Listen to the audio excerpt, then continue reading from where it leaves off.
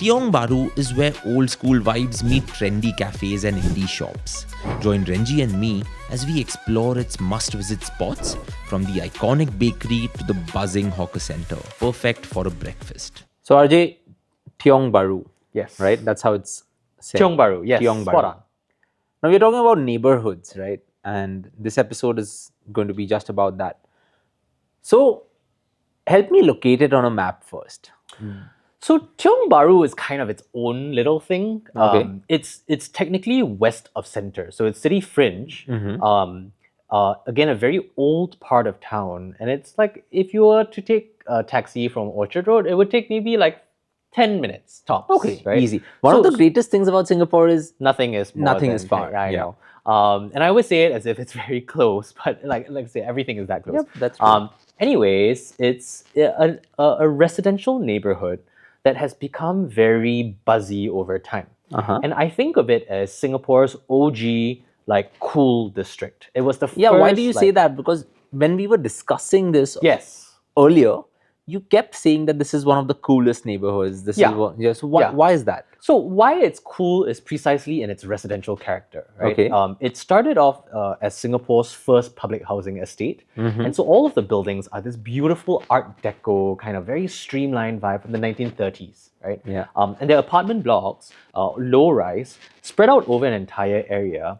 But what's cool is that the ground floors of these apartment blocks are very often now taken over by, independent cafes, by restaurants, by art galleries, by boutiques, very local designers. So it's just generally a very cool place to spend an entire afternoon, I would say. And it's very easy to, let's say, hop from one cafe to another and then go check out the art gallery that's in between. And then while you're at it, pop by at the neighbourhood bakery and pick up a couple of bakes. It's just a wonderful, I think, encapsulation of the cool side of Singapore. Yeah. Yeah. So, one of the things that think we've repeated all across episodes is Singapore having a lot of art, Singapore having a lot of cafes, Singapore having a lot of food and cocktails. Yeah. I often find myself with this conundrum that I may go to a neighborhood, but I just don't have enough of an appetite to savor everything in the neighborhood, right? Yeah. Because brunch could just mean I have a small egg tart Yeah. for some reason, but Yeah. I'll just be full from that. Yeah. So I often feel seeing a neighborhood one day is never enough in Correct. Singapore, and that's I think pretty cool about it. Now, what would I find here that I would not find anywhere else in Singapore? Because you're picking and choosing the neighborhoods that you want to go to. Yeah, So of what course. are some of the unique things you will find here? So the first thing is obviously the aesthetic of the entire place, right? Yeah. Like I said, it's this iconic Art Deco architecture that's all around. And the fact that within this Art Deco architecture, you have a whole range of different sort of experiences.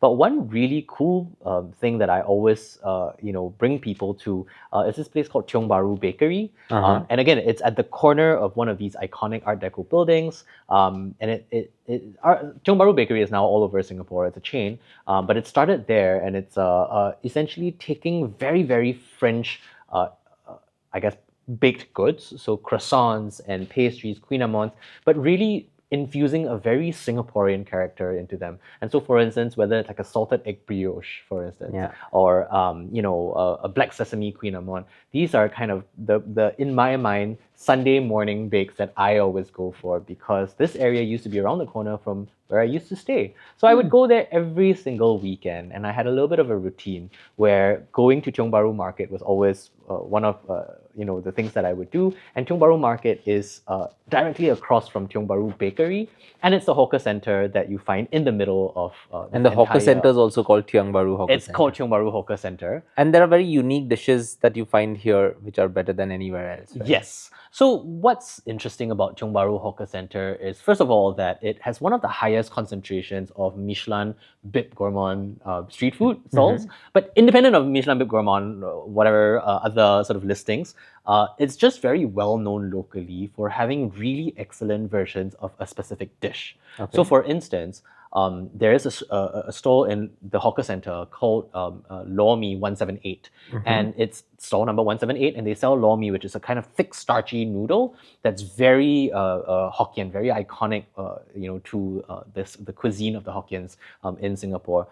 There's another shop called Jian Po Chwee Kueh, and they sell chwee kueh, which are these steamed rice flour dumplings with a relish on them. I think we've talked about them before. Yes, we have. But just really, really excellent hawker food that you have for breakfast. It's a breakfast place. Oh, really? Yes. Because I always associated hawker centers with lunch and dinner, but Yeah. you'll just say that this one could be a breakfast place. You know, as it well. is open for lunch and dinner as well. But in my mind, like the iconic offerings that Tiong Bahru Hawker Center has is really built around the breakfast experience. So you go there in the morning. I would go on weekends. Stop by Tiong Bahru Market, have some hawker breakfast, and then go across the road for more baked goods, pastries, a really good flat white, and then just spend the entire morning wandering about that area. That's pretty cool. I remember you telling me about that one restaurant also that is one thing during the day and one thing at night. What was that? Yes. So it's a very old school hawker's coffee shop in Tiong Bahru, again on the ground floor, and it's called Hua Bee. Okay. So by day, they sell fishbowl noodles, very, very local, very affordable, and it's been there for like, 30, 40, 50 years, right? And it looks it as well. So it's an old sort of rundown place. But by night, it transforms at the back into a small plates, kind of really cool, buzzy joint. And they do small plates, they do like contemporary seasonal food, tasting menus and so on. And it's just this day to night transition from a very traditional hawker coffee stand, selling fishbowl noodles, to something at night that's slinging out like crudos and sharing platters of like great sort of pork chops. It's just a wonderful experience. That's pretty cool. So this is Tiong Bahru. But when we were discussing the hawker center, you mentioned Michelin-starred street food. Yeah. So should we discuss that on the next episode? Yes, we should. And it's a very rich topic. It's a very hotly contested topic because everyone has an opinion on whether a place should or should not have a Michelin Bib Gourmand. But the street food in Singapore, I think, is just so special because it's so universally appealing. Yeah, and I don't think I'm going to ask you to give me one word or one that sentence would be because you've torture.